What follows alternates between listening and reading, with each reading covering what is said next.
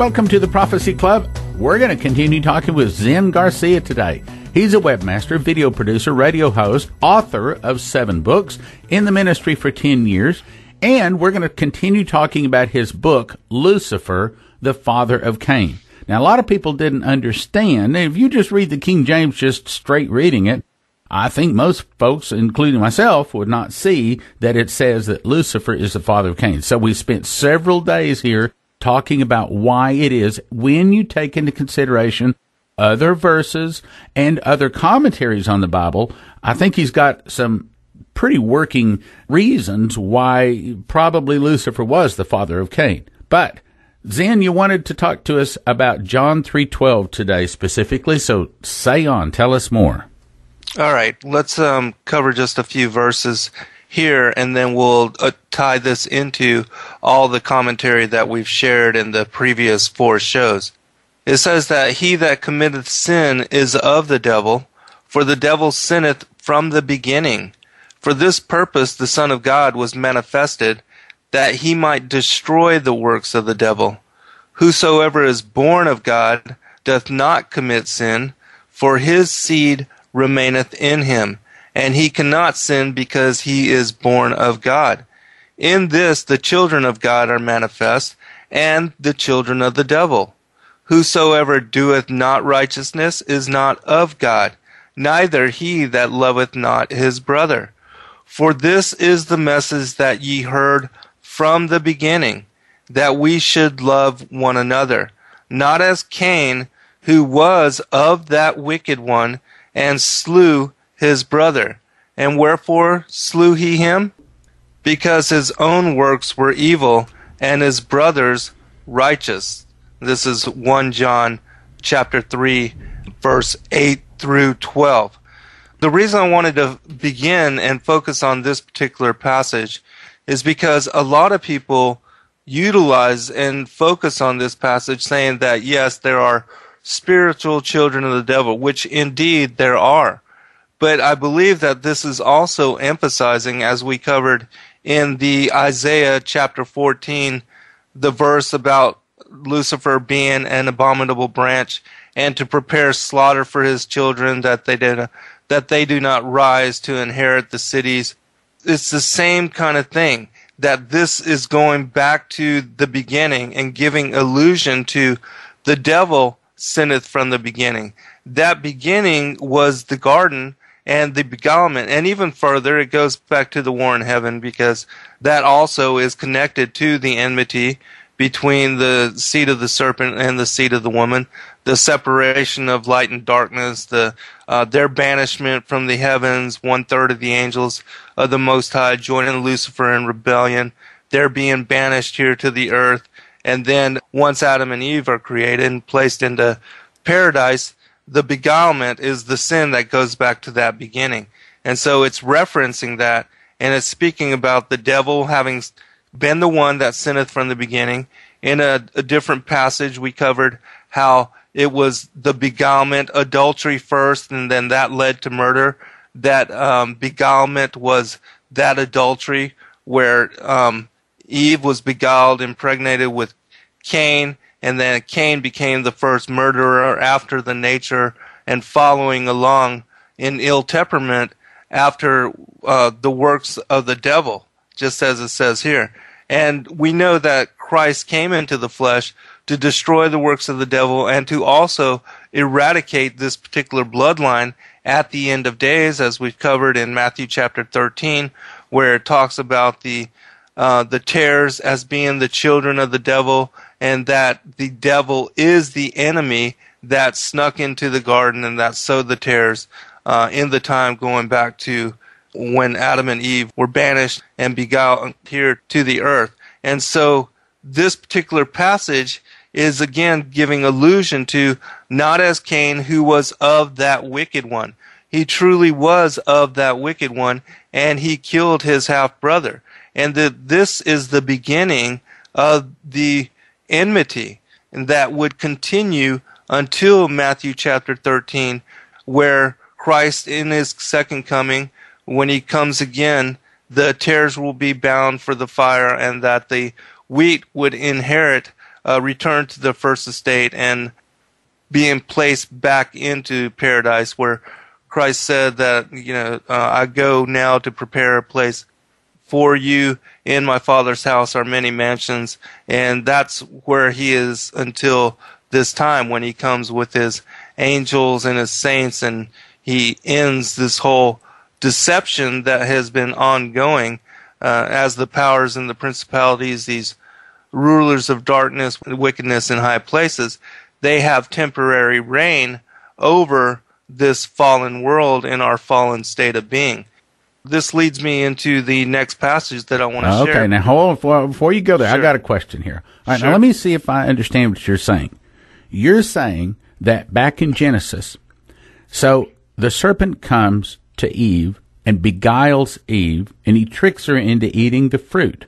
But you're also saying shortly after that, on or about having to do with this same beguilement, he then also had sex with her, and the offspring, this is before Adam had sex with her, the offspring of that union was actually Cain, and that's the reason Cain was afraid that he was going to be killed, and the reason God put the mark on his forehead, basically telling everybody to back off and don't destroy Cain.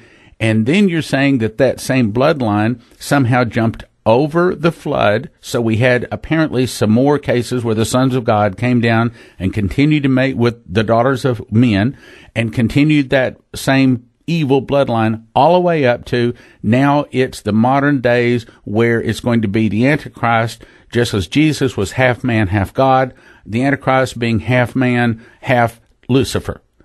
Is Right. that a good overview there? Yes, absolutely. And that ties, because just as it says that there were giants in the earth before and after the flood, the continuance with this particular bloodline was granted all the way to the harvest. Well, now, So- some people believe that when Joshua was going in cleansing the land, one of the reasons that God told him to kill everybody in that city, man, Exactly. woman, child, everything, was because he was destroying the seed of Satan that had Exactly. jumped over the flood, basically. Right, exactly. And that's why, because otherwise, the Most High would seem genocidal or homicidal, and a lot of people take that and twist it and saying that how can we follow a God like this? But if you have discernment and realization that he was sending in Joshua to cleanse the land, much like he did with the flood of Noah's day, and much like David and Goliath, because this war has been ongoing, even with fighting David's brethren fighting against the brothers of Goliath, that this would have continuance until the harvest, and it would be Christ that comes when every knee bows and every tongue confesses That Jesus Christ is Lord. But now we also, right back in the days of Joshua there's other scriptures that talk about the Zuzim and Imam and all of those, and that says that they're giants, okay? They're the height of a cedar. And we know from Genesis 6:4 that when the sons of God, these aliens, mated with the daughters of men, their offspring were giants. So we still have giants on the other side, on this side of the flood. So you've got a point there. And now let's jump into modern times. Okay, now, as I said the other day, what we see with almost all of the abductions, there are cases where the men have sperm removed, the women have ovum removed, and in some cases they're openly told that they are trying to make a hybrid human alien combination.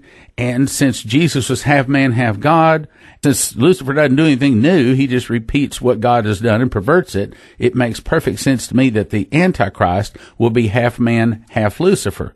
So all of this ties in to the seed. We talked about Daniel 2:41, how they will mingle their seed with men. So the Bible tells us what you're saying is all true and it all fits. Right, exactly. It's just that people have never been taught this previously. It's not spoken about in mainstream churches, and so they think this as being some kind of a foreign concept when it has absolutely been interwoven into all of the scriptures, and that Christ spoke about this again in Matthew 13.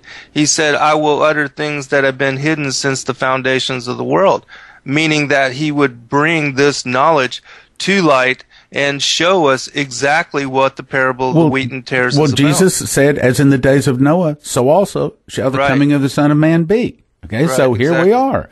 In other words, what was going on in the days of Noah is going to be going on in the days that Jesus returns, and that's exactly what you're saying. You're saying that this seed has made it through the flood. There wasn't any seed, by the way, on the boat, but they came again, apparently, because based upon the scriptures.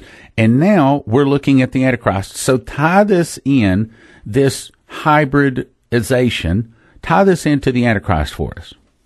Okay. I'm going to read one quick passage that will set up the premise for what we're about to talk about. And this is from the Apocryphon of John. It says, And he made a plan with his powers.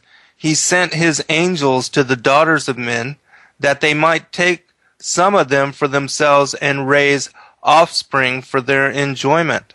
And at first they did not succeed, and when they had no success, they gathered together again, and they made a plan together. They created a counterfeit spirit, who resembles the spirit who had descended, so as to pollute the souls through it. And the angels changed themselves in their likeness into the likeness of their mates, the daughters of men, and filling them with the spirit of darkness which they had mixed for them, and with evil, they brought gold and silver and a gift and copper and iron and metal and all kinds of things. And they steered the people who had followed them into great troubles by leading them astray with many deceptions. They, the people, became old without having enjoyment. They died not having found truth and without knowing the God of truth.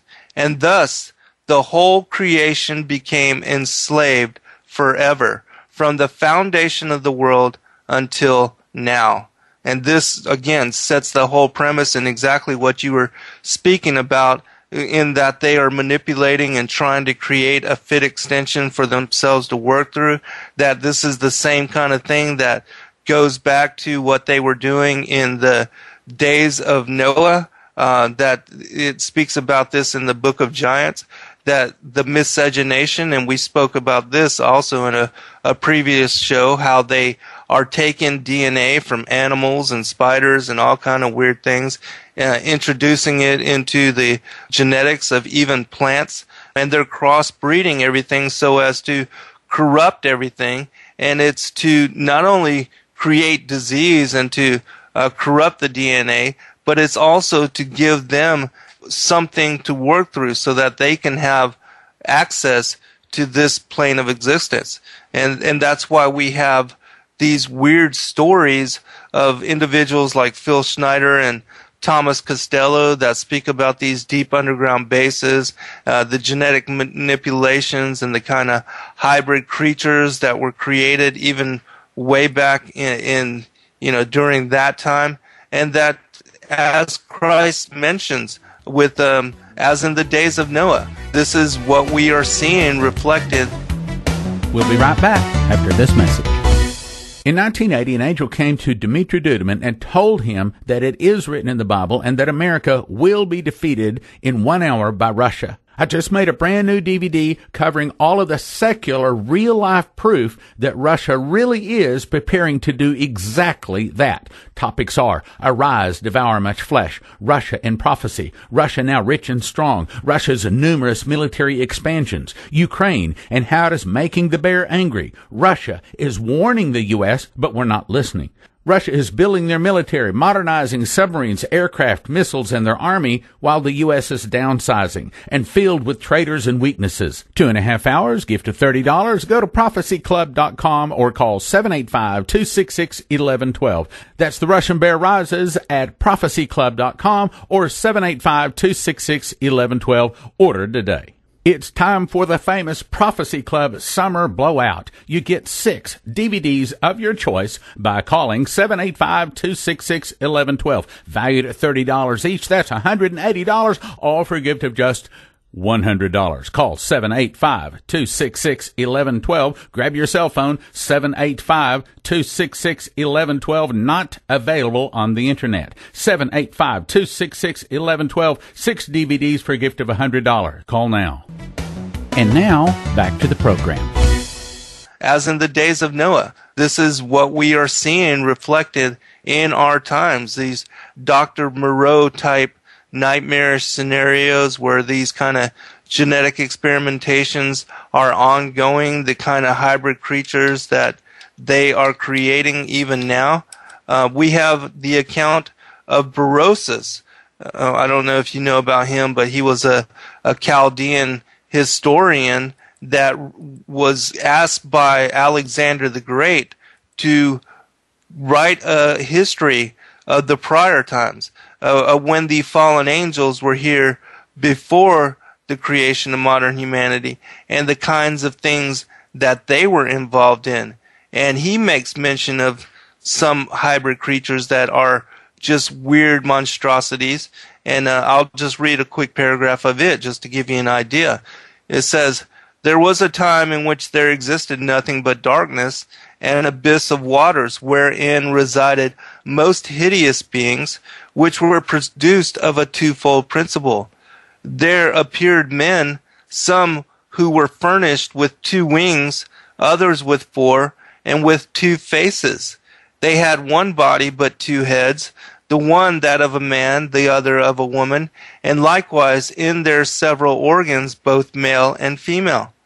Other human figures were to be seen with the legs and horns of ghosts." Those are the satyrs that we like Pan.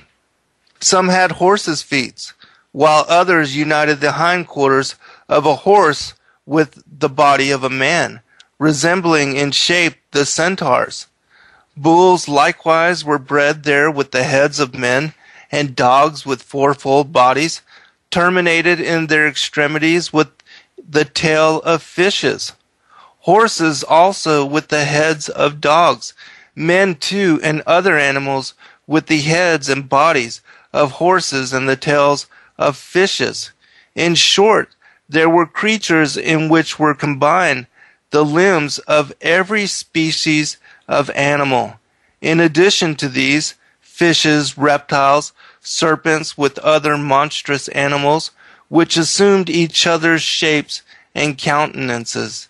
And then when we think about, even with the Greek mythology and the Egyptian depictions of these weird hybrid god-like, they're fallen angel god-like creatures on the walls of certain pyramids and certain temple complexes, you have all these hybrid beings with the bodies of men but with the heads of all kind of different creatures. The stories of the centaurs and the minotaur men. Even in the Bible, there's the mention of the lion men of Moab.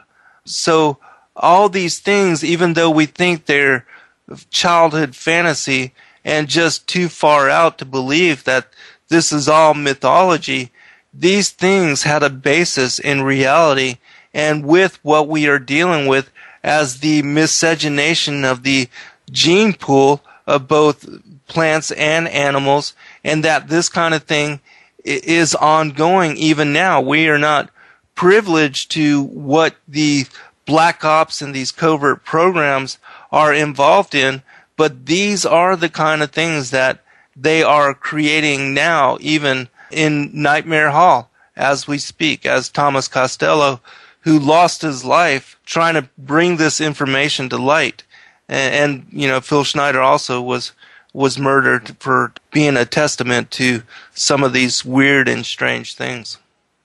I just looked up that verse. It's actually 2 Samuel 23:20. Let me read it. "And Benaiah, the son of Jehoiada, the son of valiant men of Kabazel, who had done many acts, he slew," now listen to this, guys, "2 lion-like men of Moab." Let me read that again. "He slew 2 lion-like men of Moab. He went down also and slew a lion in the midst of a pit in time of snow. So this is basically picturing a winter scene here where he does kill a lion. Okay, so there's a difference between him killing a lion, but this is two lion-like men of Moab. So what Zen is talking about here is correct. There's also a passage, it's from the book of Jasher. It says, "And it was one day that Zepho lost a young heifer, and he went to seek it. And he heard it lowing round about the mountain. And Zepho went, and he saw, and behold, there was a large cave at the bottom of the mountain. And there was a great stone there at the entrance of the cave. And Zepho split the stone, and he came into the cave, and he looked, and behold, a large animal was devouring the ox. From the middle upward it resembled a man, and from the middle downward it resembled an animal. And Zepho rose up against the animal, and slew it with his swords. And the inhabitants of Chittim heard of this thing, and they rejoiced exceedingly, and they said, What shall we do unto this man who has slain this animal that devoured our cattle? Because they were having a problem with this particular being for a very long time. And there's also one other passage in chapter 36 of the book of Jasher, which also highlights and gives us feedback on some of these strange anomalous creatures that the people were dealing with in the centuries before. It says this, verse 29, "And whilst he was feeding his father's asses, he led them to the wilderness at different times to feed them. And there was a day that he brought them to one of the deserts on the seashore opposite the wilderness of the people. And whilst he was feeding them, behold, a very huge storm came from the other side of the sea, and rested upon the asses that were feeding there, and they all stood still. And afterward, about 120 great and terrible animals came from the wilderness at the other side of the sea. And they all came to the place where the asses were, and they placed themselves there. And those animals, from their middle downward, were in the shape of the children of men. And from their middle upward, some had the likeness of bears, and some the likeness of kephas, with tails behind them, from between their shoulders reaching down to the earth, like the tails of the Dushaphath, whatever those are. And these animals came and mounted and rode upon these asses, and led them astray, and they went away unto this day. And one of these animals approached Anna, and smote him with his tail, and then fled from that place." And so this again is mention of, some of these weird hybrid type creatures that were half man and half other sort of weirdness. Okay, Zen, tell us about your book, Lucifer, Father of Cain. Well, this book, Lucifer, Father of Cain, ties together so many what are veiled and esoteric concepts that most people overlook, which includes the connections with the sons of God mating with the daughters of man, to the Antichrist and to the New World Order that we are dealing with today, and that all of this has its roots going back to the garden and even further to the war in heaven. But that continuation begins here on the earth with the enmity between the seed of the woman and the seed of the serpent. And that this also has everything to do with the Matthew 13, what Jesus Christ is referring to as the parable of the wheat and the tares, where he asserts that the tares are the children of the devil, and that the devil is the enemy that snuck into the garden and that sowed the tares while Adam was asleep, or while the people were asleep. And this is also connected to, if you read in the first book of Adam and Eve, actually it's the second book of Adam and Eve, where they are talking about and imploring to their children the line of, through Seth, because Abel was killed, they tell them to never intermarry into the lineage of Cain, or to mix with the children of Cain, because he was the murderer of their brother Abel.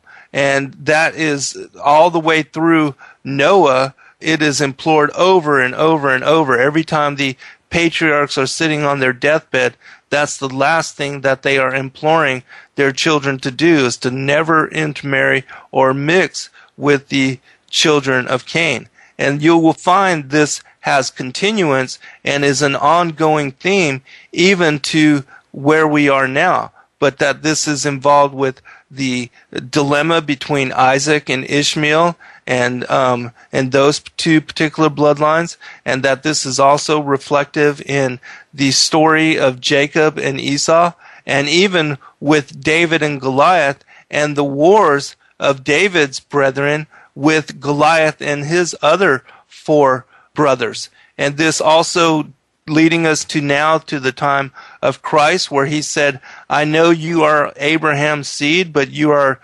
follow the father, your father is the devil.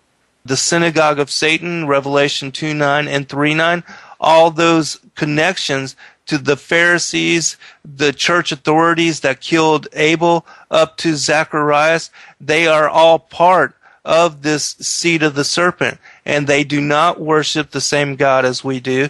They do not believe that Christ came as Savior Messiah to offer us salvation and to show us that he is the way and the truth and the light, and how to defeat death, and that if we accept him as Lord and King, that he can give us continuance, and that we have an eternal inheritance, which includes paradise and being with the righteous and with the elect. And so if you don't understand this enmity and the connections between these two different bloodlines, it would be hard pressed for you to explain the nature of the world, the prevalence of evil, and also the connections of the New World Order and today's society, and we being the final generation, to the seed of the serpent, going back to the enmity in Genesis 3, verse 15. Right up to the Antichrist. Okay, folks, you've been listening to Zen Garcia. Let me strongly recommend that you grab your pencil right now, and you want to call 785-266-1112. Grab your cell phone, enter it in, 785-266-1112. I don't think we have this offer on the website yet, but you can get it. It's Lucifer, father of Cain. Lucifer, father of Cain. It's available through the Prophecy Club. Give us a call. We'll tell you how to get it. 785-266-1112. The last time, 785-266-1112.